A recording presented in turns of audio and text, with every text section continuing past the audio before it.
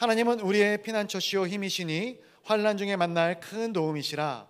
그러므로 땅이 변하든지 산이 흔들려 바다 가운데 빠지든지 바닷물이 솟아나고 뛰놀든지 그것이 넘침으로 산이 흔들릴지라도 우리는 두려워하지 아니하리로다. 셀라. 한 시내가 있어 나뉘어 흘러 하나님의 성 곧 지존하신 이의 성소를 기쁘게 하도다. 하나님이 그 성 중에 계시며 성이 흔들리지 아니할 것이라. 새벽에 하나님이 도우시리로다. 문나라가 떠들며 왕국이 흔들렸더니 그 소리를 내심에 땅이 녹았도다. 만군의 여호와께서 우리와 함께 하시니 야곱의 하나님은 우리의 피난처시로다. 셀라. 와서 여호와의 행적을 볼지어다. 그가 땅을 황무지로 만드셨도다. 그가 땅 끝까지 전쟁을 쉬게 하시며 활을 꺾고 창을 끊으며 수레를 불사르시는도다. 이르시기를 너희는 가만히 있어 내가 하나님됨을 알지어다. 내가 문나라 중에서 높임을 받으리라. 내가 세계 중에서 높임을 받으리라 하시도다. 만군의 여호와께서 우리와 함께 하시니 야곱의 하나님은 우리의 피난처시로다. 셀라. 아멘. 우리 가슴에 손을 얹고 따라해 보겠습니다. 우리 가슴에 손을 얹고 우리 인사 대신 제가 예전에 한번 나눴던 내용이긴 한데요. 여기까지 인도하신 에베네셀의 하나님을 찬양합시다. 오늘 여기 함께 하시는 임마누엘 하나님과 오늘을 삽시다. 내일을 준비하시는 여호와 일의 하나님을 기대합시다. 할렐루야, 할렐루야. 우리 에베네셀의 하나님, 임마누엘의 하나님, 여호와 일의 하나님이 우리의 하나님인 줄 믿습니다. 이 하나님과 함께 오늘 한 주간 주님과 함께 동행하며 살아가실 때 여러분들에게 말할 수 없는 여호와 일의 역사를 또 경험하게 하시는 좋은 하나님이시라는 것을 기억하시고 이 하나님과 복된 동행하신 복된 한 주 되시기를 주님으로 간절히 축복합니다. 삼시세끼 시즌2 세 번째 밥상입니다. 우리 두 번째 밥상은요, 월삭 새벽 기도회를 나오신 분들은 아마 잘 드셨을 것이라 생각되었습니다. 별로 궁금하지 않으시죠? 궁금하신 분들은 우리 방송실에 혹시 영상이 있을지 모르겠네요. 두 번째 밥상 필요하신 분들 드시고요. 우리 세 번째 밥상, 제가 주일 예배 설교는 오늘 마지막, 이 시간이 마지막이거든요. 너무 행복합니다.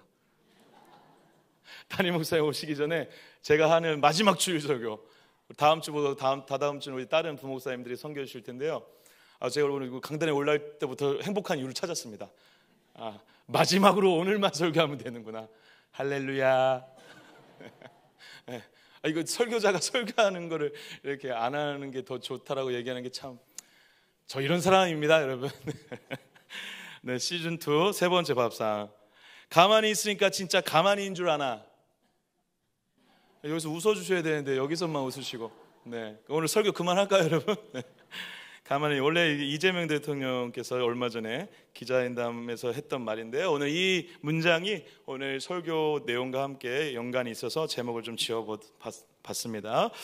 사랑하는 우리 동강교회 성도 여러분, 우리가 믿는 예수님은 종교가 아닙니다. 여러분, 사실 우리가 기독교를 종교라고 분리할 수밖에 없는 한계가 있지만 기독교는 사실 종교가 아니라 기독교는 은혜로 시작하여 은혜로 끝내는 것입니다. 그래서 종교는 우리에게 행위를 강조하거든요. 이렇게 해야 복을 준다, 이렇게 해야 역사가 일어난다라고 하는데, 기독교는 그런 게 아니라 은혜로 시작해서 은혜로 끝나는 진리라고 할 수 있습니다. 그래서 요한복음 1장 14절 말씀인데요, 우리 같이 한번 힘차게 읽어주시겠습니다. 시작. 말씀이 육신이 되어 우리 가운데 거하심에 우리가 그의 영광을 보니 아버지 독생자의 영광이요 은혜와 진리가 충만하더라. 할렐루야. 이 은혜와 진리가 충만한 예수를 우리가 믿고 있는 것이지 우리의 어떠함으로 이루어지는 종교가 아니라는 것입니다. 사랑하는 여러분, 그래서 기독교는 순서가 중요합니다. 은혜로 시작하는 것입니다. 모든 것이 은혜로 시작하고 은혜로 끝나는 것입니다. 할렐루야. 여러분, 이걸 진짜 제대로 믿으셔야 합니다. 우리의 어떠함으로 종교가 시작되는 것이 아닙니다. 예수가 시작했었던 거 아시죠? 예수님이 하신 모든 일 때문에 우리가 존재하는 것이죠. 그것이 기독교입니다. 그래서 여러분, 기독교는 순서가 중요한데 순서가 뒤바뀌기 시작하면 기독교가 무너질 수밖에 없습니다. 은혜로 시작한 거기 때문에 은혜로 끝나는 것이지, 은혜로 우리의 모든 것이 이루어지는 것이지 거기에 우리의 어떠함이 순서가 들어갈 수 없다는 것입니다. 그런데 여러분, 문제는 무엇이냐면 하나님의 순서와 우리의 순서가 다르다는 데 있습니다. 우리는 시공간에 갇혀서 우리가 원하는 순서가 있어요. 우리가 일하는 방식이 있어요. 우리가 일하는 순서가 있어요. 그런데 하나님의 순서, 하나님의 일하심의 순서, 하나님의 응답의 순서는 완전 우리의 순서와 다르다는 데 있습니다. 이것을 잘 기억하시길 주의 이름으로 완전히 축복합니다. 간단히 예를 들어볼까요? 예수님께서 나사로를 살리기 전에 예수님의 제자들이나 동네 사람들이 다 예수님의 나사로를 뭐라고 얘기했죠? 죽었다라고 말했습니다. 모두가 죽었다라고 했는데 예수님 한 분만 뭐라고 그러시죠? 잔다라고 얘기합니다. 왜 잔다라고 얘기하시죠? 예수님의 계획과 일하심 가운데 영원부터 영원까지 모든 것을 하시고 계획하시는 예수님의 그 일하심 가운데에는 나사로가 사는 게 이미 있는 거예요. 나사로가 사는 게 이미 있으니까 나사로를 잔다라고 하는 것입니다. 순서를 완전 바꿔버리시는 거죠. 우리는 죽었어요. 죽어서 절망하고 있는데 예수님은 살았다라고 얘기하시는 것입니다. 그게 믿음의 순서라는 것입니다. 여러분, 종교는 의로운 자에게 복을 줍니다. 그래서 열심히 불공드려야 되고 열심히 의로운 자로 살아가야 복을 받아요. 근데 예수님은, 하나님은 아니라는 것입니다. 아직 죄인 되었을 때 우리를 사랑하셔요. 할렐루야. 아직 죄인 되었을 때, 우리가 잘나서 사랑하신 게 아니라 아직 죄인 되었을 때 우리를 사랑하심으로 의인을 되게 하시는 것입니다. 은혜죠. 처음부터 끝까지 하나님의 순서는 바로 이러한 방식이었습니다.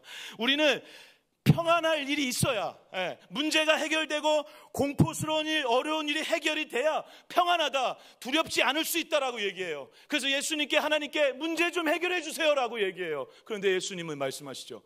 두려워하지 마라, 평안하라.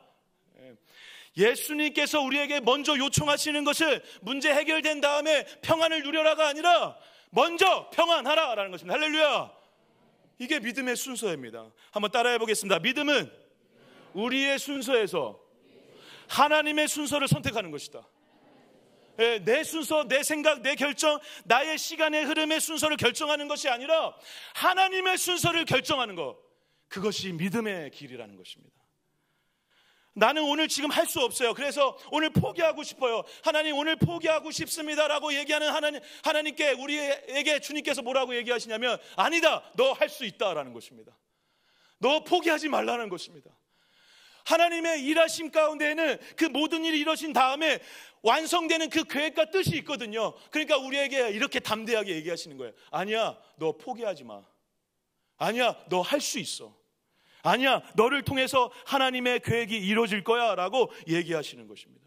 그래서 여러분, 내일은 염려하게 하고, 우리에게 뭐라고 하시죠? 우리는 염려하지 말고 뭐라고 하십니까? 먼저 그의 나라와 그의 일을 구하라 라고 하시는 것입니다. 하나님의 순서는 먼저 염려하지 마 라는 것입니다. 염려할 일을 해결해 주신 다음에 염려하지 말라고 얘기하시는 게 아니라 그냥 염려하지 마, 먼저 그 일을 하라는 것입니다. 하나님의 순서는 완전 우리와 반대이죠. 오늘 본문 말씀 10절입니다. 우리 10절 힘차게 같이 한번 읽겠습니다. 시작. 이르시기를 너희는 가만히 있어 내가 하나님 됨을 알지어다.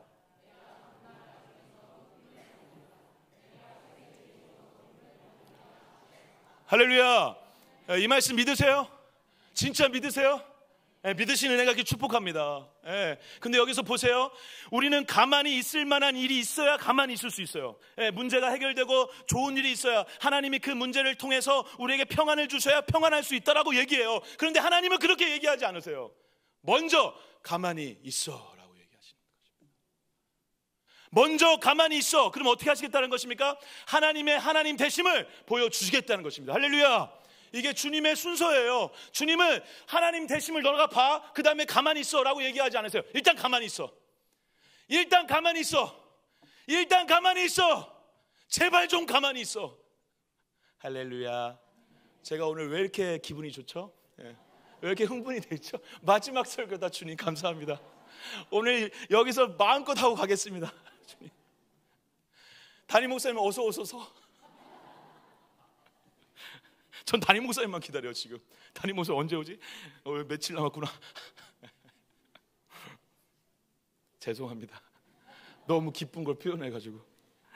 사랑하는 여러분, 여러 문제 앞에서 가만히 있질 못하는 우리에게 하나님은 먼저 우리의 계획과 행동과 결정을 하기 전에 가만히 있어 보라는 것입니다. 그러면 가만히 있을 만한 일을 보여주시겠다라고 하는 것이죠. 그래서 여러분, 기도도 이러한 방식으로 하셔야 합니다. 하나님, 이 문제 해결되면 제가 좀 좋을 수 있습니다. 이 문제 해결되면 예배 드릴 수 있습니다. 이 문제 해결되면 마음의 평안을 누릴 수 있습니다 라고 기도하는 것이 아니라, 이 문제가 해결된 하나님의 계획과 뜻이 이미 이루어진 그 일을 끄집어 와서, 주님, 저는 가만히 있겠습니다. 주님의 뜻대로 이루실 줄 믿습니다. 예, 오늘 저는 가만히 있겠습니다. 하나님의 하나님 되심을 보여주시옵소서. 그렇게 기도하는 것입니다. 문제와 사람 앞에서 이 고백을 하시면요, 놀랍게 어떠한 일이 벌어지죠? 먼저 이루어진 그 일을 통해서 누리는 평안과 자유와 기쁨이 지금 이루어지지도 않았는데 오늘 이루어지는 놀라운 은혜를 경험하게 된다는 것입니다. 순서를 바꾸면 먼 미래의 그 일과 그 일을 통해서 이루어지는 그 평안과 자유, 그리고 더 넓게 얘기하면 하나님의 나라가 지금 내 안에 임한다라는 것입니다. 그런 길을 선택하시길 축복합니다. 먼저 가만히 있어라는 것입니다. 제가 예전에 청년부 사역을 할 때요, 정말 이제 우리 청년들과 열심히 즐겁게 했는데, 멀리 이제 수련회를 가게 돼서 요즘에 우리 청년들처럼 이제 막 여러 가지 교회 장비들 다 챙겼어요. 챙기고 임원들한테 체크리스트 만들어서 빠짐없이 잘 체크하라. 거기는 아무것도 없는 곳이다. 거기는 음향 장비나 이런 게 아무것도 없다. 우리 거 다 가져가야 된다. 그래서 다 챙겨서 딱 도착했는데, 놀라운 사실, 중요한 연결고리 장치 2개를 안 가져온 거예요. 여기서 예배를 드려야 되는데 스피커나 이런 걸 다 할 수가 없는 거야. 예. 그리고 파워포인트 그쪽에 파워포인트 이런 것들도 설치할 수 있는 상황이 안 돼서 뭐 화면도 볼 수 없어요. 그렇다고 우리가 악보를 인쇄해 간 것도 아닙니다. 여러분, 이때 이렇게 되면 우리가 어떻게 기도하죠? 하나님, 이 문제를 해결해 주시고, 빨리 연결고리 찾게 해 주시고, 하나님, 누군가 도움의 손길을 통해서 이 예배를 잘 드리게 해 주셔서 우리 예배 은혜 받게 해 주세요. 이렇게 기도하죠. 근데 제가 그때 임원들 다 불러가지고 딱 이렇게 우리 기도하자고 했습니다. 야, 하나님이 은혜 주시면 돼. 하나님께 은혜 달라고 하자. 우리 하나님께서 우리 인재해 달라고 하자. 하나님께서 찾아오시면 돼. 그렇게 딱 기도하면서 제가 일부러 잔소리 안 해요. 그 빠트린 놈 하나 있었거든요. 그 놈. 예, 그 놈 제가 잡아가지고 반 죽여놓으려다가, 너희는 가만히 있어. 맞아, 가만히 있어야지. 가만히 있고, 우리 모여. 괜찮아. 하나님이 은혜 주시면 돼. 왜? 그 모든 것이 완벽하게 된 다음에 은혜를 받잖아요. 근데 그 은혜가 오늘 지금 여기 임할 수 있다, 임한다 믿고 은혜 주십시오. 저희는 가만히 있겠습니다. 근데 여러분, 그날 제가 제 사역의 역사에서 가장 아름답고 은혜 충만한 수련회를 보냈습니다. 찬양 인도자가 기타 하나 딱 들고, 그 수많은 100명 넘어가는 청년들 앞에서 그 기타 소리 잘 들리지도 않아요. 근데 기타로 내 모습 이대로 그 찬양을 기타 한번 치고 딱 찬양을 하는데 모두가 눈물바다가 돼버렸습니다. 그런데 재미있는 사실은 무엇인지 아십니까? 그 다음 날 그 장치를 찾아버렸습니다. 할렐루야. 근데 그게 없어도 은혜 받았어요. 그게 중요합니다. 그게 없어도, 왜? 먼저가 중요하거든. 먼저 은혜를 구하, 가만히 있고 하나님의 하심을 기다립니다. 할렐루야. 이 길을 가시길 주의 이름으로 축복합니다. 따라해 보겠습니다. 가만히 있는 것도 능력이다. 가만히 있는 것도 믿음이다. 예.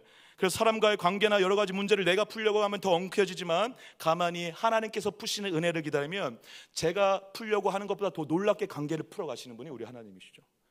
가만히 좀 있으라는 것입니다. 근데 왜 가만히 있지 못하죠? 저와 여러분들이 왜 가만히 있지 못하실까요? 여러 가지 이유가 있지만 저는 2가지로 요약할 수 있다고 생각합니다. 왜 가만히 있는다는 것은 맡긴다는 건데, 온전히 맡긴다는 건데, 왜 온전히 맡기지 못하는가? 아직 내가 할 만하기 때문에 그렇습니다.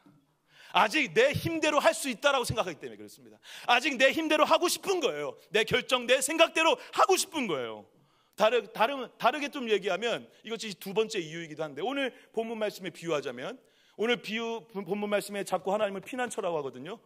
근데 왜 피난처가 안 되죠? 왜 가만히 있지 못하죠? 하나님 말고 다른 좋은 피난처가 있거든요. 그래서 저와 여러분들이 이 길을 못 가는 것입니다. 다시 얘기하면, 여러분, 저와 여러분들에게 아무것도 없을 때 하나님만이 하나님 되실 수 있어요.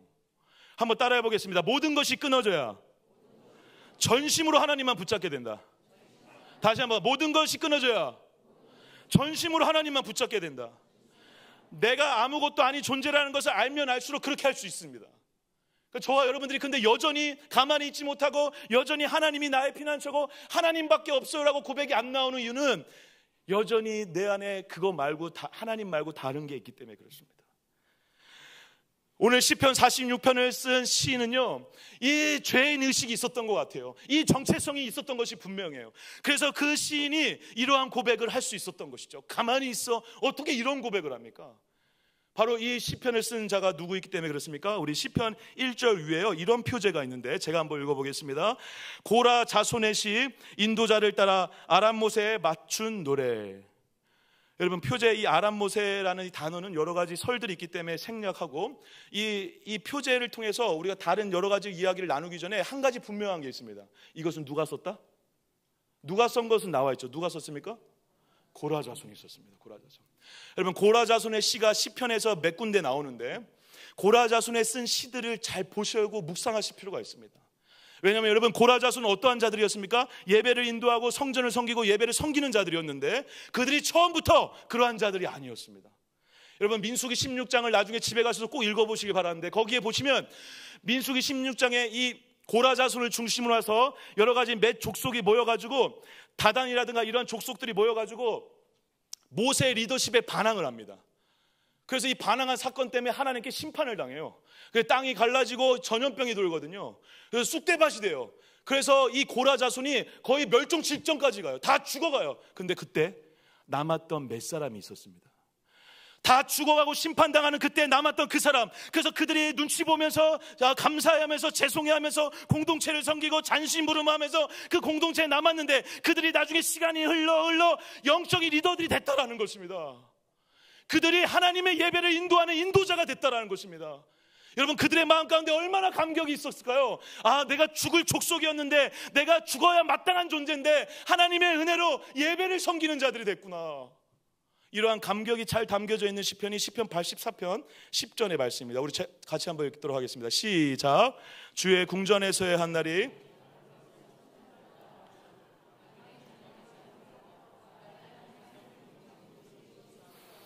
아멘, 할렐루야. 이 고백, 여러분, 이 고백을 하실 수 있는 분 손 내려주시기 바랍니다. 다 내리셨어요? 너무 아름다운 고백이죠. 이런 고백을 하실 수 있는 사람이 행복한 자죠. 성전 문지기로 사는 게 행복하대요. 돈 아무리 많은 집에 사는 것보다, 할렐루야, 돈 아무리 많은 곳에 있는 것보다 성전 문지기로 있는 것이 더 좋다. 근데 고라 자손이기 때문에 이 고백이 가능한 것입니다.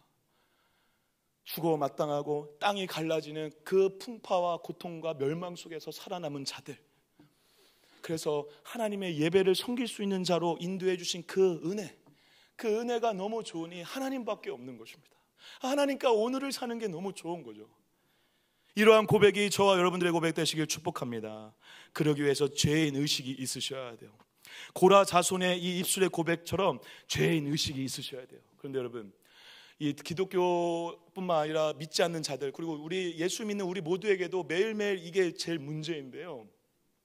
은혜의 종교인데 은혜로 시작해서 은혜로 끝나는데 은혜를 줘도, 은혜를 받아도 은혜가 감사한지 모릅니다. 복음을 들어도 복음이 기쁜 소식이 안 돼요. 예수님이 너를 위해서 죽었어, 이것만큼 기쁜 소식이 어디 있습니까, 여러분? 원래. 근데 이 소식을 듣고도 기뻐하지 못해요. 왜요? 왜? 내가 죄인이라는 의식이 부족해요. 내가 이 복음이 필요한 자라고 하는 공감이 안 돼요. 내가 진짜 주님 때문에 살 수밖에 없는 엉망진창이라고 하는 그게 공감이 안 되기 때문에 그래요. 죄인 의식이 없는 것이죠. 이걸 더 거슬러 올라가면 뭐가 문제인지 아십니까? 죄에 대한 인식이 여러분, 우리가 다 잘못됐다는 것입니다. 여러분, 죄를 어떻게 생각하세요? 죄인이라는 개념을 어떻게 생각하세요? 지난 주간에 거짓말 좀 했으니까 죄인이시죠? 끄덕이신 분들 좀 회개하시기 바랍니다. 지난주에 나쁜 행동했으니까 죄인이시죠? 아니에요, 여러분. 성경에서 말하는 죄인의 개념은 그런 개념이 아니에요. 여러분, 성경의 이사야 말씀에 그런 단어들이 많이 쓰이거든요. 포로된 자, 깨어진 자, 난파된 자, 죽기 일부 직전인 자, 그런 자들을 위해서 예수님이 죽으셔서 자유의 해방을 주셨다고 하거든요. 죄인은 이런 의미가 있는 거예요. 오늘 저와 여러분들이 턱 건들기만 해도 죽을 수밖에 없는 존재라는 것이 기억하시길 축복합니다. 믿으시길 바랍니다. 여러분, 저와 여러분들이 조금만 기회가 생기면 언제든지 얼마든지 죄를 지을 수 있는 자들이라는 거예요. 조금만 하나님이 은혜로 덮어주지 않으면 죽을 수밖에 없는 존재라는 거예요. 깨어진 자라는 것입니다. 포로된 자라는 것입니다. 오늘도 가만히 놔두면 그냥 끌려가는 거예요. 누구에게? 죄, 사망과 어둠의 권세들에게. 그게 죄의 의식이에요. 오늘 나는 조금만 주님이 도와주지 않으면 난 죽는구나. 이러한 고백과 이런 죄의 의식이 있을 때 이 고라자손의 고백이 나오는 것입니다. 이럴 때 가만히 있을 수 있는 거예요. 이럴 때 하나님밖에 없는 거예요. 이럴 때 하나님이 나의 피난처가 되시는 은혜가 있다라는 사실입니다. 사랑하는 여러분, 죄인인 걸 인정하시길 축복합니다. 믿으시길 바랍니다. 아니, 뼛속까지 여러분, 이게 안 되면 한 걸음도 전진이 할 수가 없어요. 한 걸음도 여러분들에게 은혜가 안 된다니까요. 죄인됨을 깨달으셔서 오늘 나는 깨어진 자, 나는 주님 아니면 산산조각 날 존재구나. 오늘 주님의 은혜로 덮어주지 않으면 오늘도 또 교회 밖을 나가면서 죄를 얼마든지 지을 수밖에 없는 자이구나. 이것이 있을 때 은혜로 알게 되는 것입니다. 그렇죠. 한번 따라해 보겠습니다. 존재 자체가 죄인이라는 사실이 은혜로 알게 한다. 아멘. 시편 46편을 지은 고라자손은 그러한 죄인 의식과 정체성이 있었기 때문에 이러한 고백과 아름다운 고백과 함께 하나님이 피난처 대심, 하나님만 붙잡는 인생이 되고 하나님만을 의지하는 인생이 되니까 가만히 있을 수 있다라는 것입니다. 그래서 가만히 있는 이 순서를 바꾸는 인생을 살아갔다라는 거예요. 우리의 순서, 우리의 생각, 우리의 결정이 아니라 하나님의 순서, 하나님의 방법으로 살아갈 수 있게 됐다라는 것입니다. 사랑하는 여러분, 이 시를 통해서 어떻게 하나님의 순서로 살아가게 됐는지 이 고라자손의 고백을 통해 저와 여러분들에게도 이 하나님의 순서가 회복되어지는 역사가 있으시기를 주의 이름으로 간절히 축복합니다. 우리 1절 같이 한번 읽겠습니다. 1절 시작. 하나님은 우리의 피난처시오. 아멘. 할렐루야. 여러분, 여기서 피난처, 힘, 환난, 큰 도움, 이 세 단어로 얘기했지만 히브리인들의 정서는 이 세 단어를 얘기해서 완전함을 표현해주기 위한 것이지 이 세 단어를 또 쪼개가지고 뭐 힘이 되실 때도 있다, 도움이 되실 때도 있다, 어떤 의미를 많이 부여할 필요가 없습니다. 그냥 하나님은 우리의 피난처십니다. 하나님은 우리의 도움이십니다. 하나님은 우리의 힘이십니다. 그렇게 선포하는 거지 어떤 의미를 담아낼 필요 없습니다. 특히 이 전체 시의 핵심 주제는 피난처가 맞는데 그게 7절과 11절에도 고스란히 나오기 때문에 그렇습니다. 우리 7절 한번 읽어주실까요? 시작. 만군의 여호와께서 우리와 함께 하시니 야곱의 하나님은 우리의 피난처시로다. 셀라. 할렐루야. 할렐루야. 여러분, 이 셀라를 나중에 말씀드리겠지만 꼭 읽으시기 바랍니다. 가로가 쳐져 있지만 원어에는 가로가 안 쳐져 있습니다. 우리가 그냥 가로를 친 거예요. 읽어야 돼요. 왜 읽어야 되는지 나중에 말씀드릴게요. 어쨌든 중요한 건 무엇입니까? 하나님이 우리의 피난처가 되어 주신다는 것입니다. 성경에서 수없이 많은 본문들을 통해 하나님을 표현하는 가장 대표적인 게 하나가 바로 무엇입니까? 피난처라는 것입니다. 우리가 피할 바이고 우리가 피할 처소고 하나님께 피하면 답이 있고 하나님께 피하면 하나님께서 문제로부터 우리를 보호하신다라는 것이죠. 1절에 근데 재밌는 사실은요, 1절의 피난처는 마세라는 단어가 쓰였습니다. 마세라는 단어는 보호소라는 의미가 있습니다. 보호소. 그런데 재미있게도 7절과 11절에 쓰인 피난처는 미스가부라는 단어를 썼는데 이건 뭐냐면 보호소가 아니라 낭떠러지의 의미가 있습니다. 낭떠러지. 남들이 접근하기 어려운 장소. 여러분, 그래서 예루살렘이 다른 데보다 요새가 더 높고 다른 데에서 접근하기 어려운 성이라는 걸 잘 알고 계시죠. 그러한 산성을 얘기할 때 미스가부라고 합니다. 우리가 다 피난처라고 해석해서 그렇지 성경에도 마찬가지입니다. 어떤 곳에서는 피난처, 어떤 곳에서 그래서 산성이라고 얘기하는 게 맞습니다. 산성, 바위, 요새 이러한 방식으로 하나님을 묘사하고 있다는 것이죠. 그런데 여러분, 중요한 것은 무엇입니까? 이것이 피난처가 되실 만한 해서 우리에게 피난처가 됐습니다라고 얘기하고 있지 않고 순서가 어떻게 되고 있습니까? 피난처 되심을 선포하고 있다는 게 중요합니다. 그래서 1절에 이렇게 얘기하는 거예요. 하나님 우리의 피난처시고 힘이시고 큰 도움이시다. 할렐루야. 이렇게 선포하시고 출발하는 거예요. 이렇게 선포하시고 시작하는 거예요. 고라 자손이 그러한 선포를 할 수밖에 없었던 것이죠. 이것이 믿음의 순서이고 모든 인생을 바꾼, 그래서 하나님의 순서로 살아가게 된 비결이었다라는 사실입니다. 첫 번째로 어떠한 순서가 바뀌었냐, 고라자손에게 어떠한 순서가 바뀌었냐, 어떠한 순서가 먼저가 되었냐. 우리 한번 따라해 보겠습니다. 두렵지 않음을 선택하는 것이 먼저입니다. 우리 2절 3절 같이 한번 읽어주시겠습니다. 2절 3절 시작. 그러므로 땅이 변하든지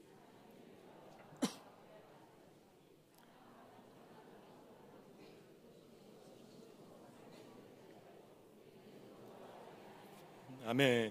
세상이 흔들리고 바닷물이 쏟아나 기적들, 어떤 자연재해들을 얘기하기도 하죠. 그리고 우리 삶의 어떤 문제들, 마음의 요동침을 흔들림에 지금 비유하고 있습니다. 다 흔들리죠. 그런데 지금 마지막 구절이 우리는 두려워하지 아니로다라고 하는데, 어때? 원어적으로는 우리는 두려워하지 아니로다가 첫 문장에 있습니다. 근데 첫 문장에 뭐라고 써져 있냐면 로리라라고 써 있거든. 로리라. 이게 무슨 의미가 있냐면, 나 두려운데 두려운 감정을 전혀 느끼지 않겠다, 나 두려워하지 않겠다, 이런 게 아니라, 두려운데 두려워하지 않는 것을 선택하고 결정하겠다는 것입니다. 근데 미완료로 쓰였거든요. 그러니까 매일매일 계속 그 결정을 하면서 살겠다는 것입니다. 여러분, 두려움이 밀려오는데 나 전혀 두렵지 않아, 나 괜찮아, 이러한 사람은 세상에 없습니다. 그러하신 분 한번 손 들어봐 주시기 바랍니다.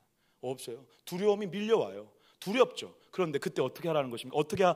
어떻게 하는 게 먼저라는 것입니까? 두려워하지 않기로 결정하는 것입니다. 두려워하지 않기로 결정하는 것이 믿음의 시작이라는 것입니다. 그게 하나님이 원하시는 시작이라는 거예요. 지금 보세요. 시인의 저자가, 하나님, 땅이 흔들리고 다 흔들리는데 이거 안정되게 해주세요. 그러면 제가 두려워하지 않겠습니다 라고 얘기하지 않았다니까요. 다 흔들려. 여전히 흔들려. 지금도 흔들려. 지금 집안의 문제가 여전히 있어. 내 문제도 있고 다 많아. 그런데 그때 저 두려워하지 않기로 결정하겠습니다. 이게 순서라는 것입니다. 이 순서대로 갈 때 하나님의 하나님 되심을 만나게 되는 역사를 경험하게 된다는 것이죠. 놀라운 고백이죠. 아름다운 고백이죠. 저와 여러분들이 이 고백이 회복되시길 주의 이름으로 간절히 축복합니다. 이 고백을 통해 두려워할 만하니까 두려워하지 않은 것이 아니라, 두려운데 두려워하지 않는 것을 결정하고 선택할 수 있는 힘이 있다라는 것입니다. 그게 믿는 자들의 특별함이고 믿는 자들이 두려움을 대하는 자세라는 것입니다. 그래서 예수님이 계속 막 풍파가 치는데도, 막 바닷물이 치고 배에 있는데도 예수님이 계속 뭐라고 하죠? 제자들한테 두려워하지 마. 아니, 두려움을 잠잠하게 해주시면 되잖아요. 근데 먼저 뭘 요구하세요? 두려워하지 마. 두려워하지 마. 두려워하지 마. 두려워하지 마. 두려워하지 마. 할렐루야. 근데 이 선택을, 이 결정을, 이 순서를 바꿀 수 있는 힘은 아까 말씀드린 대로 주님이 진짜 나의 피난처가 될 때 가능하다는 것입니다. 이 시의 영향을 받아, 이 시 때문에 너무 은혜를 받아서 끝내 종교개혁을 완수하고 끝내 그러다가 순교한 사람이 바로 누굽니까? 루터입니다. 마르틴 루터가 종교개혁을 시작한 후에 수많은 사람들의 공격을 받거든요. 수많은 사람들을 통해서 많은 살해 위협을 받아요. 그래서 보름스 회의에 어떠한 왕이 오라고 하는데, 그 왕이 오라고 했을 때 왜 오라고 하냐면 우리 회의하는 척 하다가 걔 죽이려고 하는 거였거든요. 루터를, 교황하고 황제들이. 근데 이 루터가 자기가 죽임을 당할 거라는 걸 알아요. 그리고 사실 친구들이 그래서 가지 말라 그래요, 그 회의에. 그런데 루터가 뭐라고 하냐면 가겠다 그래요. 그러면서 했던 유명한 말이 있습니다. 보름스의 그 지붕에 기와장만큼 마귀가 많을지라도 나는 갈 것이다. 난 두려워하지 않기로 결정했다. 두려운데 두려워하지 않기로 결정했다는 것입니다. 그래서 이 종교개혁을 마치고 또 큰 은혜 가운데 시편 46편의 근거에서 만든 찬양이 여러분들이 잘 알고 있는 찬송가 585장의 찬양입니다. 내 주는 강한 성이요 방패와 병기 되시니. 2절에는 이렇게 써 있습니다. 내 힘만 의지할 때는 패할 수밖에 없도다.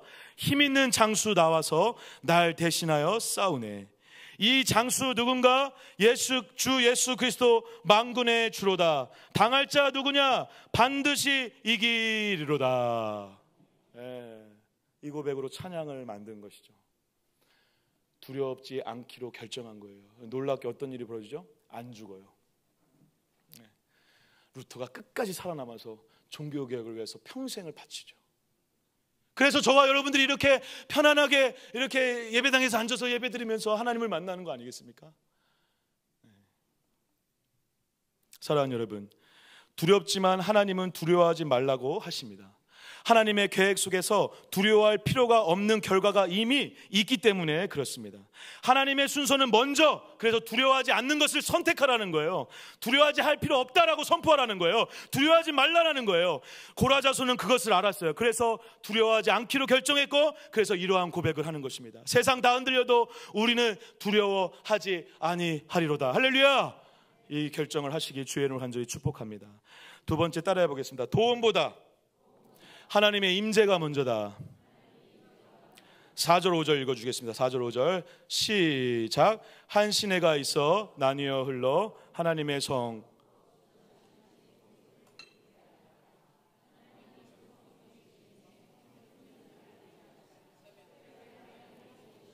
아멘. 새벽에 하나님이 도우시리로다.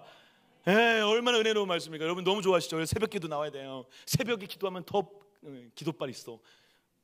하나님이 응답하실 거야. 새벽에 기도해 더 응답 잘 된다. 그렇게 말하는 그 마음의 순수함을 제가 부정하고 싶지는 않지만 사실 그것은 굉장히 오해가 있는 말입니다. 저는 다른 의미에서 새벽 기도가 중요하다고 생각하는데, 이 본문 말씀도 여러분 새벽에 도우시다라고 얘기하신 이유는 다른 본문도 마찬가지입니다. 새벽에 어떻기 때문에 그렇습니까, 여러분? 칠흑 같은 어둠이 끝나고 이제 미명이 비춰오는 그때, 여러분 새벽은 그들에게 저희에게도 마찬가지지만 어떤 의미가 있습니까? 아무도 도와줄 수 없는 상황입니다. 누구만 도와줄 수 있습니까? 하나님만 도와줄 수 있습니다. 그래서 새벽에 도우시라 얘기하는 거예요. 이 도움은 누구에게만 있다? 하나님에게만 있다. 누구만 도와줄 수 있다? 하나님만 도와줄 수 있다. 여러분, 하나님은 새벽에만 도와주십니까? 아닙니다. 아침에도 도와주시고 저녁에도 도와주시고 점심에도 도와주세요. 아침에 기도에도 들어주시고 점심에 기도에 들어주세요. 할렐루야. 그런데 하나님만 도우실 수 있다는 것이죠. 하나님만 도우실 수 있기 때문에 새벽에 도우시리라 표현하신 것입니다. 근데 중요한 것은 오늘 이 본문 말씀에서 도움의 손길을 기다리기 전에 이 시인이 너무 아름다운 고백을 하고 있어요. 한 시내가 흘러 하나님의 성이라고 하고 있습니다. 여러분, 하나님의 성은 예루살렘 성을 얘기하는데, 예루살렘 성을 한 시내가 생명수가 흘러서 그 성소가 기쁘게 되고 회복이 됐다는 것입니다. 근데 예루살렘 성을 예루살렘 성이라 하지 않고 왜 하나님의 성이라고 하고 있습니까? 왜 하나님의 성이죠? 거기가 예루살렘 성이라고 하면 되잖아요. 다윗 성이라고 하면 되잖아요. 동강교회라고 하면 되잖아요. 왜 그렇죠? 하나님이 함께 하시기 때문에 그렇습니다. 그래서 5절입니다. 5절 제가 다시 한번 읽어볼게요. 하나님이 그 성 중에 어떻게 계심에. 할렐루야. 그러면서 4절부터 7절이 한 묶음인데, 이 묶음의 마지막 9절도 이렇게 끝나고 있습니다. 우리 7절 같이 한번 힘차게 읽겠습니다. 7절 시작. 만군의 여호와께서 우리와 함께 하시니 야곱의 하나님은 우리의 피난처시로다. 셀라. 할렐루야. 주님이 함께 하심, 이게 먼저라는 것입니다. 주님이 함께 하시고 주님을 임재를 누리고 주님이 함께 하시는 그것으로 인해서 그 길을 통해서 도우시는 하나님을 만나게 되는 은혜가 있다라는 것입니다. 아니, 이렇게 얘기할 수도 있죠. 하나님이 도와주시지 않아도 오늘 함께 하시는 하나님과 살아가면 아침에 점심에 저녁에 도와주시지 않아도 함께 하시는 하나님과 살아갈 수 있다라는 것입니다. 그 임재 의식이 중요한 거예요. 오늘도 함께 하시는 하나님과 오늘을 사는 거, 그게 중요하다라는 것입니다. 그래서 함께 하심을 중요하다고 얘기하는, 그 함께 하시는 것이 중요하다고 강조하고 마지막에 새벽에 도우시다 얘기하시는 것입니다. 하나님 도와주시면 주님께서 함께 하시는 거 누리고 주님과 함께 가겠습니다, 이렇게 얘기하지 않고 있습니다. 도움의 손길을 먼저 요구하고 있지 않습니다. 뭐부터 선포하고 있습니까? 함께 하시는 하나님을 선포하고 있다는 것입니다. 그래서 여러분 한번 따라해 보겠습니다. 하나님이 함께 하십니다. 그리고 하나님이 하십니다. 두 문장의 차이 한 가지는 뭐죠? 함께가 있고 함께가 빠져 있습니다. 믿음의 순서가 이렇게 가야 된다는 거예요. 하나님이 하시면 하나님이 함께 하심을 느끼겠습니다가 아니라 하나님이 함께 하십니다. 오늘 함께 하심을 누립니다. 제가 하나님이 하십니다. 할렐루야. 이 순서로 살아가시는 저와 여러분 되시기를 주의 이름을 간절히 축복합니다. 그래서 하나님과의 관계가 먼저라는 거예요. 하나님과 관계가 먼저 회복되는 것이 중요하다라는 것입니다. 그래서 이 함께 하시는 하나님을 누리기 위해서 새벽 기도가 중요한 것입니다. 그래서 새벽에 응답받아서 새벽 기도하시라는 게 아니라 하루의 시작을 주님과 함께 시작하는 것입니다. 우리 동가함교회 새벽 예배 많은 분들이 나오시거든요. 다 그러한 순수한 마음으로 나오시죠. 저는 얼굴 보면 알 수 있습니다. 예. 물론 힘들지만, 그리고 많은 기도 제목을 안고 오지만 주님 만나러 오는 것이죠. 하나님과 오늘 함께 시작함으로 인해서 함께 하시는 하나님과 오늘을 살겠다라고 하는 것이죠. 그럴 때 새벽도 도와주시고 점심에도 도와주시고 저녁에도 도와주시는 하나님을 만나게 되는 역사를 경험하게 된다라는 사실입니다. 새벽에 일하시는 하나님, 인생 전체를 통해서 일하시는 하나님, 그 하나님이 저와 여러분들의 하나님인 줄 믿습니다. 그 하나님과 함께, 임마누엘의 하나님과 함께 오늘을 사세요. 아, 주님 제 안에 계시죠. 주님과 함께 오늘 살겠습니다. 그렇게 고백하는 것입니다. 주님 제 안에 계신 걸 저는 압니다. 주님 제 안에 계신 걸 제가 느끼겠습니다. 그 고백이 먼저라는 것이죠. 세 번째 따라해 보겠습니다. 와서 보는 것이 먼저이다. 8절 9절 읽겠습니다. 8절 9절 힘차게. 우리 이제 끝이 얼마 남지 않았습니다. 여러분 빨리 끝내드리겠습니다. 같이 읽겠습니다. 시작. 와서 그가 땅을 황무지로 만드셨도다.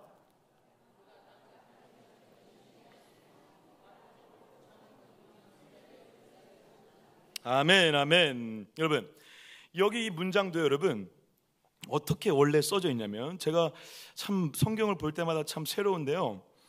뭐라고 써져 있냐면 와서 보라라가 먼저예요. 이해가 되세요? 와서 보라, 여호와 행적과 땅을 횡무지로 만드셨던 것과 그가 땅 끝까지 전쟁을 쉬게 하시고 활을 꺾고 땅을 끊으며 수레를 불사르신다. 할렐루야. 전쟁을 잠잠하게 하시고 이 세상을 통치하시고 다스리신 하나님, 그 하나님을 나중에 놓고 먼저 뭐 하라는 것입니까? 와서 보라. 우리의 인생으로 따지면 뭘 얘기하는 것이죠? 우리의 인생 가운데 지금 문제보다 더 큰 문제를 해결하셨던, 우리의 인생 가운데 신실하게 우리의 인생을 이끌어 오셨던 그 하나님을 보라라는 것입니다. 그 하나님을 보라라는 것은, 보라라는 이 단어가 깊게 묵상하다라는 것이죠. 우리가 지금 오늘의 문제가 이 큰 문제보다 더 큰 문제를 하나님이 해결하신 적이 있어요. 그거 묵상하라는 것입니다. 그거 기억하라는 것입니다. 그거를 믿음으로 고백하라는 것입니다. 그게 먼저라는 것입니다. 이 문제가 지금 너무 크거든요. 그래서 하나님 이 문제 해결해 주세요 라고 먼저 하는 것이 아니라, 하나님 이것보다 더 큰 거 해결하신 적 있으시죠? 저는 그 주님을 믿습니다. 그 주님을 선포합니다. 그 주님을 기억합니다 라고 하며 잠시 머무르는 그 시간을 갖는 것이 먼저라는 것이죠. 그래서 여러분, 오늘 본문 말씀에 3절, 7절, 11절의 끝에 셀라가 적혀요. 셀라. 여러분, 셀라는 아까 말씀드린 대로 생략하면 안 되는 것입니다. 원래 셀라의 의미가 잠시 멈추다, 들어 올리다라는 의미가 있거든요. 어떻게 하라는 것입니까? 여러분, 우리 찬양대 찬양팀이 찬양을 하다가 중간에 뭐 하시죠? 간주하죠. 간주. 그리고 가끔 이제 하신 다음에 갑자기 단줄 올려가지고 고음을 내시죠. 막 그 들어 올리시잖아요. 막 하다가 막 올리잖아요. 그죠? 예. 그거 셀라예요. 그 셀라. 그 셀라가 영적인 의미에서 뭡니까? 잠시 머물러 깊게 생각하며 다음을 준비하라는 것입니다. 그 음을 올릴 준비를 하라는 것입니다. 하나님이 하신 일을 보라는 것입니다. 하나님이 하신 일을 묵상하라는 것입니다. 하나님이 하신 일을 보라는 것입니다. 그러면 지금 문제가 너무 작아 보이죠. 할렐루야. 그 길이 하나님의 순서라는 것입니다. 그 저는요, 어떤 기도 노트, 작은 노트가 있는데 거기에 뭐 성도님들 기도 제목, 저의 기도 제목, 가정의 기도 제목 막 써요. 문제가 있으면 아 주님 이런 문제가 있습니다. 근데 그때 제가 이제 다 쓴 다음에 기도를 하죠. 기도한 다음에 나중에 그 기도에 대해서 하나님이 응답하시거든요. 그럼 거기다 이제 별표를 칩니다. 혹은 A를 answer 대답하셨다. X 치는 것도 있고 막 별표 5개인 것도 있고 막 여러 가지 표시를 해놔요. 근데 그것들이 저에게 어떠한 도움을 주신지 아십니까? 엄청난 어려운 문제를 만났을 때 그걸 딱 피면 아, 주님이 이것도 하셨지. 주님이 이것도 하셨는데 이것 정도야 라고 하는 그러한 담대함과 자유함이 밀려온다라는 것입니다. 그래서 그때 어떻게 할 수 있죠? 가만히 있을 수 있는 힘이 생기는 거예요. 그래서 10절이 나오는 것입니다. 우리 10절 다시 한번 힘차게 읽겠습니다. 시작. 이르시기를 너희는 가만히 있어 내가 하나님 됨을 알지어다. 내가 문나라 중에서 높임을 받으리라. 내가 세계 중에서 높임을 받으리라. 할렐루야. 높임을 받으리라, 높임을 받으리라 2번 반복하고 있어요. 여러분 2번 반복해서 샌드위치를 만드는 것은요, 하나님께서 그거 내가 확실히 한다는 것입니다. 이거는 내가 죽을 각오로 내가 죽어서라도 하겠다라는 것입니다. 높임을 받으리라, 높임을 받으리라. 아름이라는 단어거든요. 아름 이렇게 외치는 것이죠. 그래서 이 의미를 더 잘 표현한 게 표준 세번역의 번역이더라고요. 제가 그래서 같이 한번 읽어볼까요? 힘차게 읽겠습니다. 시작. 너희는 잠깐 손을 멈추고 내가 하나님인 줄 알리라. 내가 문나로부터 높임을 받는다. 내가 이 땅에서 높임을 받는다. 할렐루야. 우리 자녀의 문제, 아저씨라고 부르는 그 아이는 여전히 저한테 아저씨라고 부르고 있습니다. 우리 자녀의 문제, 우리 엄마 아빠의 문제, 우리 남편의 문제, 그렇게 바뀌지 않는 남편들, 우리 여자 집사님들이 우리 햇세드 남편들 진짜 남편들 안 바뀐다고 저한테 그렇게 하소연을 하거든요. 제가 속으로 그러죠. 너나 잘하세요. 너나 잘 바뀌세요. 그런데 그래요. 남편 때문에 애 때문에 힘들어요. 맞아요. 힘들어요. 힘들지 말라는 거 아닙니다. 그런데 가만히 좀 있으라는 것입니다. 가만히 좀 있으세요. 왜 애를 닥달하세요? 왜 남편을 닥달하십니까? 왜 그 일 가지고 어떻게 해야 될지 몰라서 울부짖고겠냐고. 가만히 있어. 가만히 있으면 하나님의 되심을 보여주시는 역사를 경험하게 될 줄 믿습니다. 가만히 있기 힘들 때라도 선포하시는 거예요. 가만히 있으래. 가만히 있겠습니다. 주님이 하실 줄 믿습니다. 이 일을 통해서 하나님의 되심을 보여줄 거니까 저는 가만히 기다려 보겠습니다. 여러분 그렇게 되면요, 남편이, 아내가, 자식이 그렇게 사랑스러워 보일 수가 없어요. 이게 공감이 안 되네 오늘 이게. 여기서 갑자기 공감이 안 되네. 눈빛들이 지금 흔들리고 있어요. 저는 아닌데요 목사님. 약간 진짜요 여러분. 진짜요. 그 문제가, 그 사람이 다르게 보여요. 왜? 하나님이 하실 걸 믿으니까. 그 남편이, 그 아내가 하나님 되심을 보여줄 대상이니까 지금 내 힘으로 바꾸려고 하지 않아요. 하나님의 순서가 먼저이기 때문에 그렇습니다. 여러분 가만히 있기 힘들 때 저는 어떠한 방식으로 이것을 좀 묵상하고 애를 쓰냐면요, 제가 늘 좋아하고 강조하는 복음 앞에 다시 서려고 합니다. 십자가 앞에 다시 서는 거예요. 왜죠? 십자가에서 예수님께서 우리를 위해 죽으셨는데 끝까지 가만히 계셨죠. 끝까지 가만히 계시는 그 사랑과 은혜로 저와 여러분들 가만히 있지 못하는 이 난장판인 인생들을 살리시는 거죠. 그 가만히 있으신 예수님 앞에 있어 보라는 거예요. 그러면 가만히 있을 수 있는 힘이 생긴다니까요. 끝까지 가만히 있으심으로 살리셨잖아요. 그 길을 우리도 갈 수 있다라는 것입니다. 그래서 여러분 사랑의 교회를 오래 돌아가셨던 옥하는 목사님이 마지막 리더들을 모은 다음에 마지막으로 울부짖으면서 했던 설교가 무엇입니까? 제발 하루 5분만 십자가를 생각하라는 것입니다. 하루 5분만 주님 좀 생각하라는 것입니다. 하루 5분만 복음 좀 생각하라는 것입니다. 왜? 그래야 그 십자가 앞에서 내가 어떠한 인간인지 보이고 예수님이 나를 위해서 어떻게 가만히 있으시는지 보이니까. 그래야 나도 오늘 가만히 있을 수 있으니까.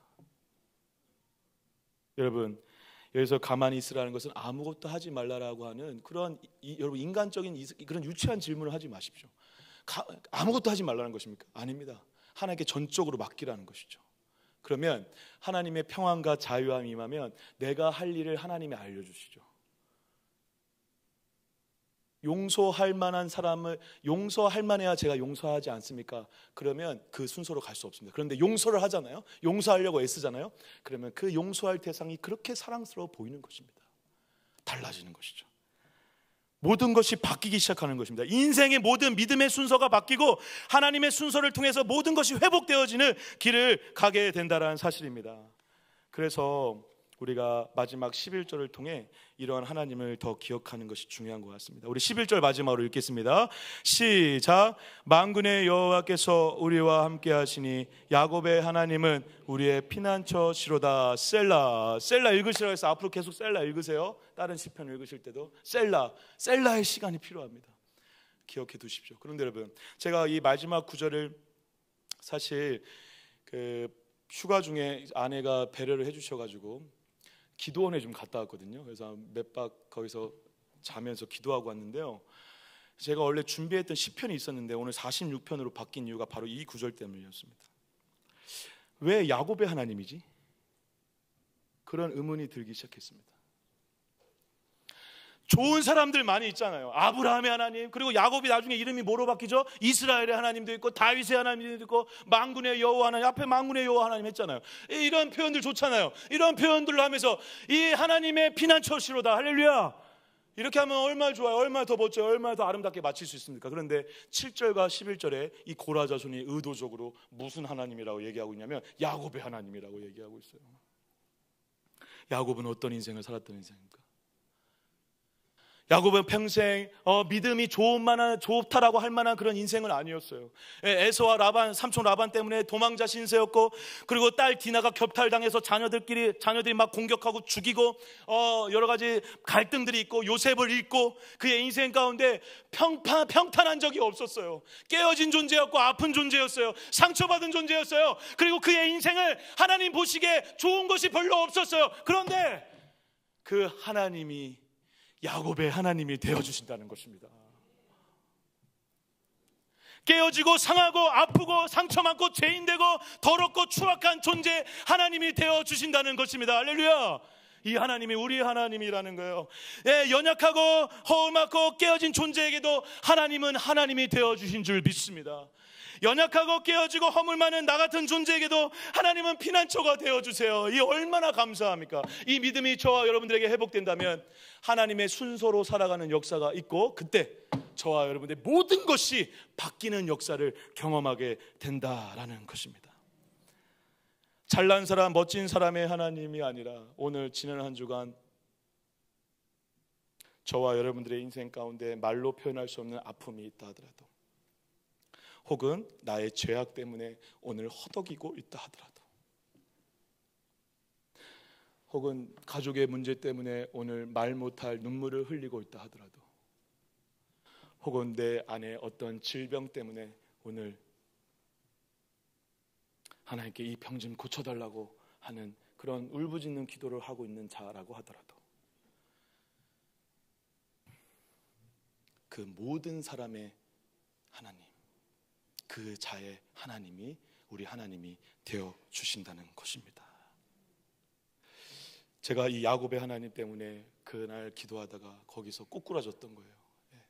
아, 그렇구나. 나 같은 쓰레기 같은 인생의 하나님이 되어 주시는구나. 나 같은 인생도 하나님이 피난처 되어 주시겠다고 하는구나.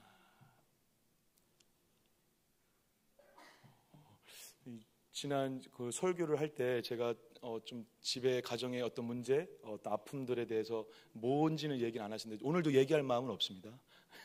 근데 그때 설교 끝나고 집에 가면서 성도들이 그랬다고 하더라고요. 말씀의 은혜를 받아야 되는데 연 목사 무슨 일 있어? 연 목사 왜 그래 오늘 설교하면서?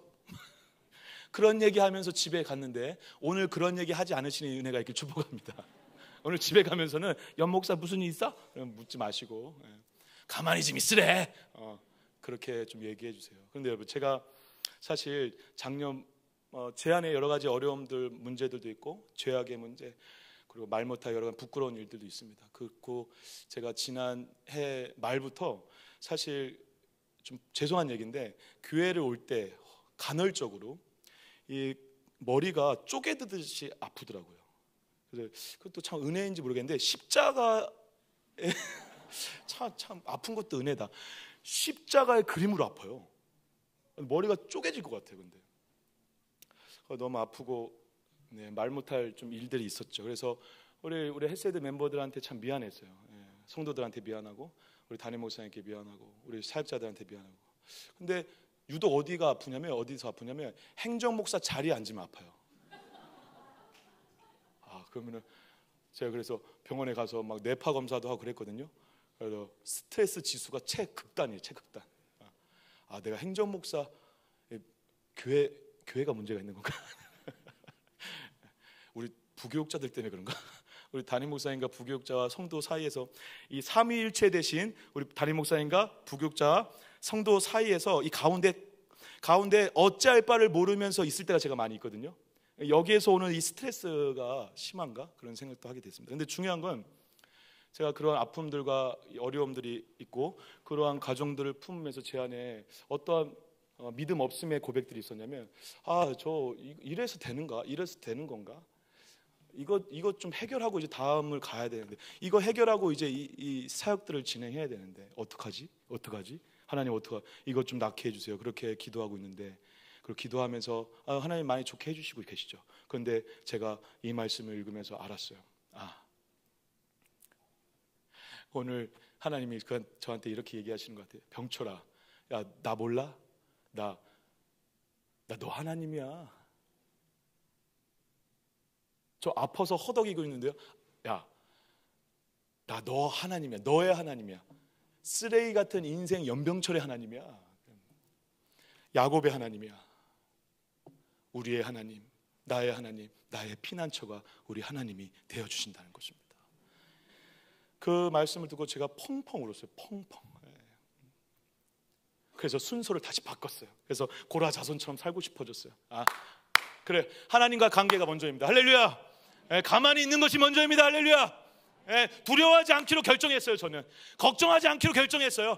근심 걱정 안 하기로 결정했어요. 할렐루야. 여전히 아저씨라고 부르는 걔를 보면서 걔를 바꾸려고 하지 않기로 결정했어요. 죽기 전에 한 번은 아버지라고 하겠지. 할렐루야. 결정했어요. 먼저가 중요한 거예요. 내 순서, 인간의 순서, 우리의 순서를 내려놓고 하나님의 순서를 선택하시는 저와 여러분 되시기를 주님의 이름으로 간절히 축복합니다. 너희는 가만히 있어 하나님의 하나님 되심을 알지어다.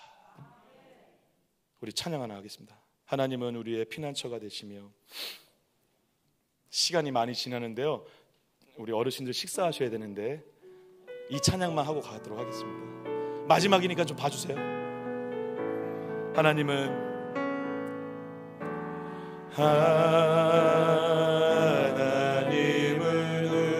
우리의 피난처가 되시며 피난처가 되시며 환난 중에 우리의 힘과 도움이시라. 아멘. 힘과 도움. 하나님은 우리의 피난처가 되시며. 아멘. 하나님은 우리의 피난처가 되시며. 아멘. 환난 중에 우리의 힘과 도움이시라. 힘과 도움이. 너희는 가만히 있어. 아멘. 너희는 가만히 있어. 주가 하나님 돼.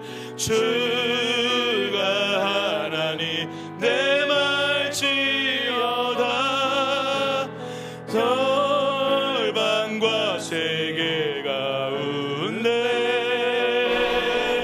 주가 높임을 받으리라. 너희는 가만히 있어. 아멘. 너희는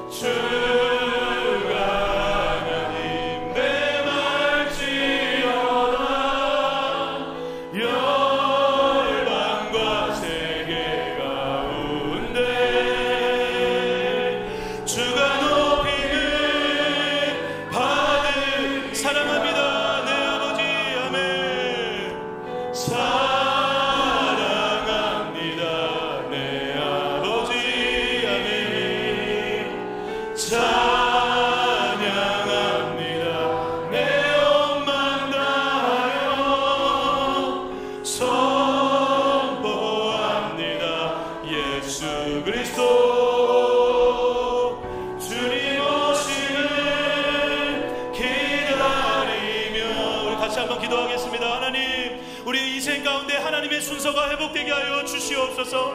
하나님, 잃어버렸던 믿음의 순서가 다시 회복되게 하여 주시옵소서. 하나님 되심을 보일 줄 믿습니다. 너희는 가만히 있어 하나님됨을 알지어다. 이 선포대로 살아가는 우리 모두가 되어지게 해달라고 우리 주여 한번 외치고 간절히 기도하겠습니다. 주여,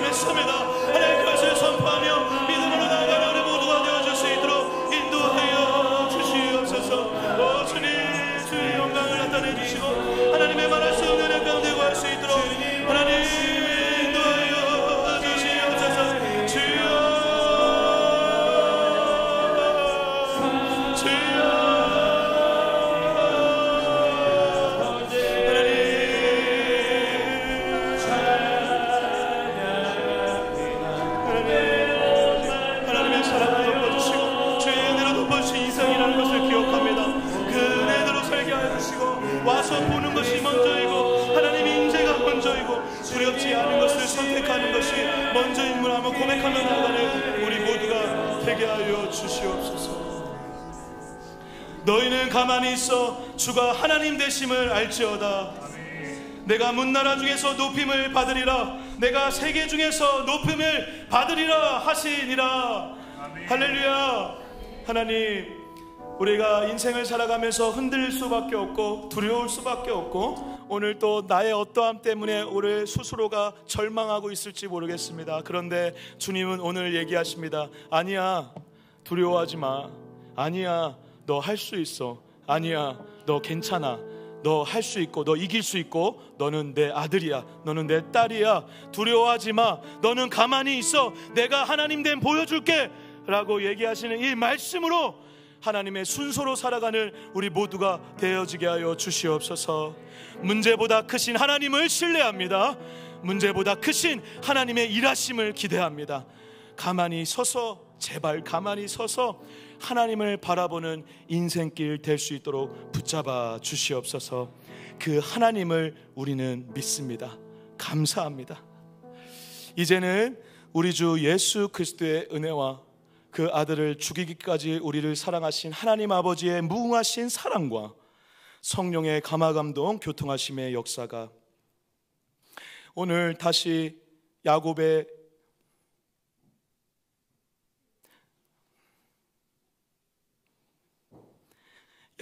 인생 같은 버러지 같은 인생임에도 불구하고 그의 인생에 하나님이 되어주시겠다라고 하시는 그 하나님 앞에 서서 가만히 서서 하나님의 하나님 되심을 보고자 결단하는 믿음의 귀한 권속들 머리머리 위에 동강교회 위에 이 나라와 민족 위에 지금부터 영원토록 함께 하실지어다.